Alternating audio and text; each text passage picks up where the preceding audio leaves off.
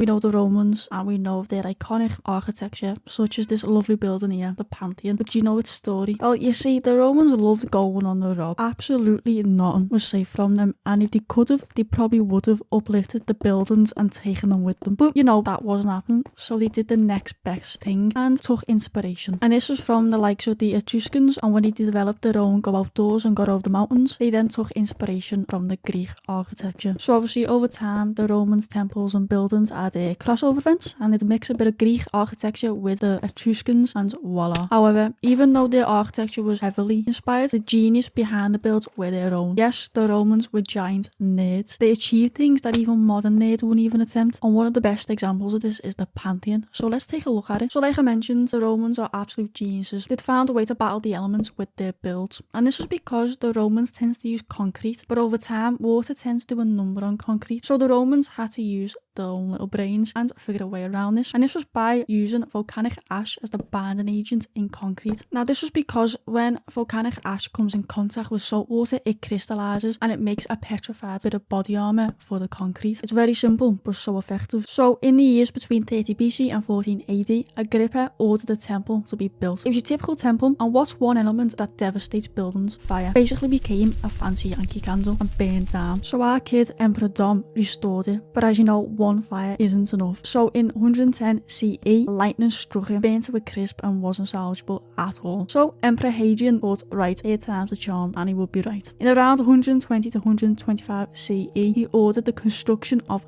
the Pantheon, and this is the part where I get to show off the intelligence of the Romans. So the Pantheon's entranceway followed the traditional look of the previous temples: slim, straight pillars, iconic, but they decided to add a little twist, a dome with a hole. Doesn't sound very smart or safe, does it? But don't worry, the dome is special, like really special. When you actually look at the concept for the Pantheon and this dome, you probably look at it and think, right, there's a massive payout ready to happen, that thing's gonna fall on me. Obviously isn't the case, and that is because the Romans are the biggest nerds when it comes to trigonometry. So let's have a look at the big-brained techniques the Romans used. So obviously the base of the dome is a cylinder, and at the base of the base it is made of travertine stone. The second part, the middle part, is made of limestone and brick. Then the top part is made of just brick. So as it gets higher, it gets lighter, but it gets even more mad. Some parts of the wall are actually thinner than other parts, and he did this by carving out 7 large niches at the ground level, creating these sort of arches. And not only did these arches look proper fancy, but they also served a purpose, as these arches deflected the downward force against the weak points onto the thicker part of the walls. In normal people talk, these arches were stopping the weak part of the walls taking the brunt of the weight and letting the thicker, stronger parts take it instead, so it was more secure. And this technique was repeated for the actual dome part. So you'd have strong travertine stone mixed into the concrete at lower levels, then limestone, and then pumice. And then we actually have the measurements of the dome. So the base of the dome is 21 feet and it tapers to eventually becoming 4 feet at the very top. Then to distribute the weight even more and to secure the dome, inside the dome they carved out 5 rows of 28 coffers that culminate at the oculus. To translate for, the normal people here, basically go up to the tippity top of the dome, and as they get to the tippity top, they get smaller. And this was just to exaggerate the height of the ceiling, making it seem taller than it actually is. Look, listen, I don't want to be that person, but the dome doesn't look very domey, does it? It doesn't look like your smooth, natural, typical dome. It looks a bit like a Dalek's eyepiece thingy with a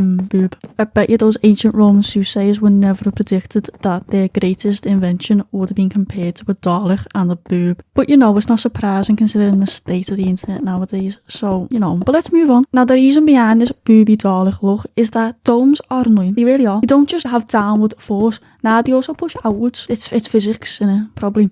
So to counter this, the Romans put a ring on it. Well, multiple. But all of this annoying and techie architecture was obviously worth it because it's still standing. Don't get me wrong, it's had a few Botox over the years, but that was before it became a trend. Then we have the inside. It's the creme de la creme. Basically, to put it in footy terms, it's the 101 Club Fernando Torres match attacks card. It's that stunning. And believe it or not, the Romans' genius did not stop at the exterior, because the inside of the Pantheon, the oculus let in light, and they designed it so the light travels around the room depending on the time of day. So then at 12 PM on the 21st of April, light shines precisely on the front door to welcome the emperor to celebrate Rome's founding. It's mad the way they were doing all this in ancient Rome, and yeah, our local councils can't even fix a pothole. Now obviously I have mentioned that the Pantheon had a few touch-ups. Thankfully it's been looked after. Don't get me wrong, it went through some phases in its life. At one point, it was converted into a church, and you'll never guess the reason why. It was because the Christians were having their, normal paranoia moments and thought they were seeing pagan ghosts. Us Christians love a good bit of paranoia, don't we? And believe it or not, it's also a burial site, and one of the famous historical figures that are actually buried there is the famous Renaissance painter that the Ninja Turtle, Raphael, was named after. But yeah, Pantheon is probably the most Roman thing ever. Built to please the gods, and clearly the gods were mighty impressed because it's still standing. So mission accomplished there. Can't say the same thing about the Roman Empire though. Shame really, they could have prevented potholes in the shards. Now obviously, like many famous historical things, the Pantheon has influenced its own architectural style, and this was called neoclassical. And when that's at home, basically nice looking buildings, not the shards. Now an example of neoclassical architecture, it's close to home, St. George's Hall, which featured in the Batman and was built backwards. Yeah, it's a decent building. Romans were trig nerds, and it's on the bucket list definitely. Probably rate it like a 9 out of 10, only because it took them like 3 tries, but third time's the charm. So let's hope it stays standing and nothing bad happens to it. Anyway, that was a little history lesson on the Pantheon, and hopefully the next video in this style will be on the Titanic, and that's if I can get it built, because it is an absolute pain. Now I will show you in this video a little sneak peek. Basically, if I had to dig out a massive area and it still wasn't big enough, so I've got to go even further back, and obviously that's going to take forever because it's Minecraft. So a video in this sort of Minecraft style will take a while because obviously it's Minecraft. It takes forever, doesn't it? However, I'll be uploading other types of videos like debunking conspiracy theories, discussing conspiracy theories,